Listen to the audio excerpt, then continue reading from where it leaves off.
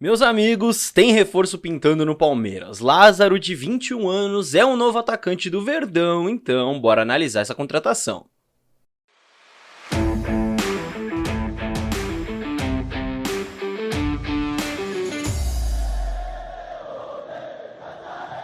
Salve, salve você que acompanha a Análise Verdão aqui no YouTube, meu nome é Leonardo Suzuki, sejam muito bem-vindos a mais um vídeo, mais uma análise de reforço, porque o Palmeiras ainda não fechou o seu elenco para 2024, trouxe mais uma contratação, então vamos entender onde e como joga o Lázaro, como ele pode encaixar nesse Palmeiras e o que eu achei dessa contratação desse jogador que vem para disputar essa temporada de 2024 pelo Palmeiras. Tá, o Lázaro, ele é um jogador que se destacou no Flamengo, ele foi revelado pelo Flamengo, como você com certeza já sabe, jogando a partir da esquerda, né? Jogando mais pela esquerda, como dá pra ver inclusive nesse mapa de calor dele no Brasileirão de 2022, né? Então aquele negócio, quanto mais escuro, quanto mais próximo ali do vermelho, mais toques na bola ele tem por aquela área do campo. Então no Flamengo realmente ele jogou bastante ali pelo lado esquerdo e era considerado sim uma das principais revelações do Flamengo, né? Teve ótimos momentos por lá, não à toa foi vendido ao Almeria da Espanha, onde também jogou como ponta esquerda, mas também jogou pela direita, né? Como dá pra ver nesse outro mapa de calor aqui dele pelo Almeria na temporada de 22-23, a primeira temporada dele lá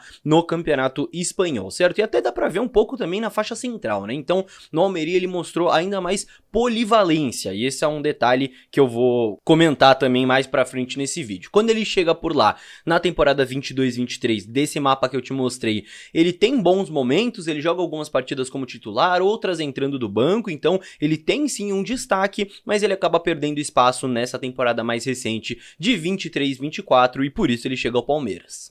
Um detalhe interessante é que desde a época do Flamengo até chegar ao Almeria, o Lázaro ele sempre se destacou como um jogador de muito enfrentamento, muito um contra um, né, de duelos individuais contra os defensores adversários, de buscar esse drible, de buscar essa jogada, que é uma característica que falta no elenco do Palmeiras para esses jogadores de frente, né? O Endrick é um cara que dribla bem, você tem ali os garotos, o Luiz Guilherme também é um cara que tem um bom drible, mas você não tem tantas opções assim, né? E você tem muitos atacantes ali no elenco do Palmeiras que a principal característica, ou uma das principais características, não é esse enfrentamento, não é esse drible, então de certa forma ele traz sim uma característica diferente.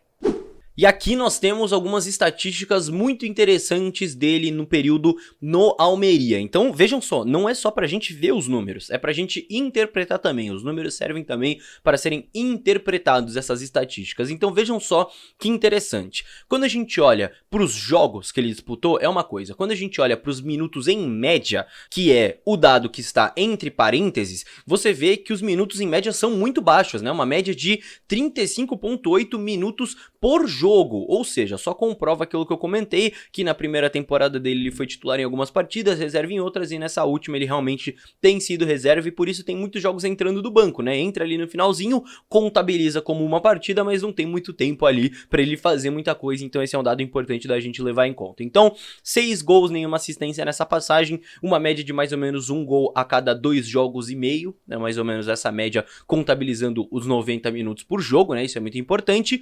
E aí a gente tem 3 dados muito interessantes de finalizações, cruzamentos e dribles. Então o número total ali você tem e entre parênteses quantos foram certos. E aqui tem uns índices bem interessantes.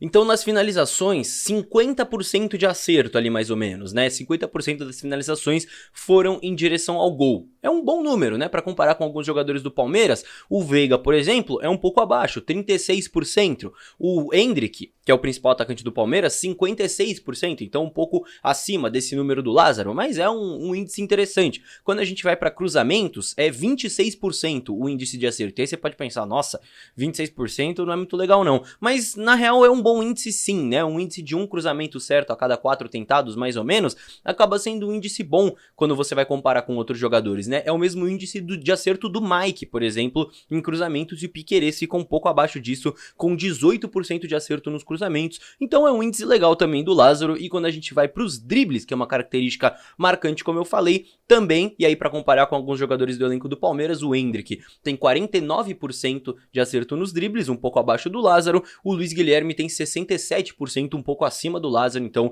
ele fica nesse meio. E além disso, você tem ali uma média de 0,38 passes para finalização por jogo, passes que geram finalização por jogo, e um índice bem legal também de passes para o terço final, ou seja, aquele passe que tem como direção a última faixa do campo, a faixa mais próxima do campo adversário, do gol adversário, que é uma coisa muito importante para o jogador que está ali na frente.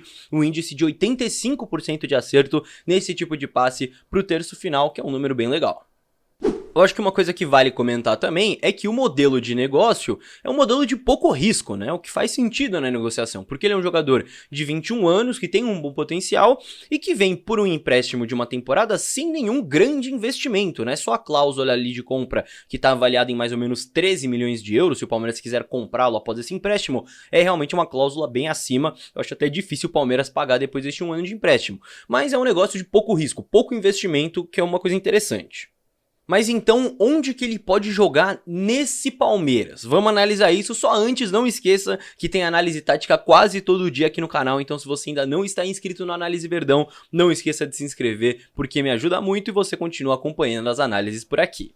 Então, meus amigos, o Abel, ele recentemente pediu em coletiva 4 reforços, né? Eu não sei se vocês lembram, tem até vídeo aqui no canal analisando esses pedidos do Abel. Ele pediu uma reposição pro ataque, devido à venda do Arthur e à lesão do Bruno Rodrigues. Ele pediu um centroavante experiente, pediu um reserva para o Rafael Veiga e pediu um destaque do Paulistão. São 4. Na minha visão, o Lázaro encaixa muito nessa primeira opção que eu citei, a reposição ali pro ataque, né? Para gerar profundidade, sem Arthur, sem Bruno Rodrigues, sem Dudu, sem Endrick. Eu acho que ele chega justamente como um jogador para repor essa lacuna dentro do ataque, até pelo modelo de negócio, como eu falei, não é um grande investimento, ele vem para suprir essa lacuna no elenco e dar profundidade, dar opções. Até porque, como eu disse, o Lázaro é um jogador que se destacou um pouco mais na esquerda, jogou um pouco mais por aquela faixa de campo, mas ele pode ser usado também pelo lado direito e até por dentro, até pelo centro do campo. Então, acho que segue muito aquela linha de jogadores polivalentes que o Palmeiras vem buscando, né? Jogadores que já estão no elenco, mas também que foram contratados e que podem fazer mais de uma função. Bruno Rodrigues, Caio Paulista, e aí, né, mais uma vez eu não estou julgando a qualidade, eu estou jogando o perfil, né? De fato, o Palmeiras tem buscado um perfil de contratações de jogadores que são polivalentes, que conseguem exercer mais de uma função. E pensando então nos dois esquemas que o Palmeiras tem, os dois esquemas táticos que o Abel Ferreira mais usa, que são o 4-2-3-1 e o 3-5-2, eu vejo esses encaixes possíveis para o Lázaro. No 4-2-3-1, o mais natural é que ele seja realmente ali o ponta esquerda, com muito 1 contra 1, né, muito enfrentamento, pode criar uma dobra bem interessante ali com o Piquerez por aquele lado, mas como eu disse, também pode ser usado na direita e quem sabe não pode ser testado ali pelo centro do campo também, ele tem essa polivalência. Já no 3-5-2, nessa formação que o Abel tem mais usado, né, nesses últimos meses, o encaixe mais natural realmente é como esse atacante pela esquerda que flutua, que tem movimentação, pode fazer uma dupla interessante por ali. Então assim, o Lázaro, ele não é o jogador que vai elevar o patamar do Palmeiras absurdamente, que nossa, agora que o Palmeiras contratou o Lázaro vai ganhar o Mundial de 2025. Não, não é isso.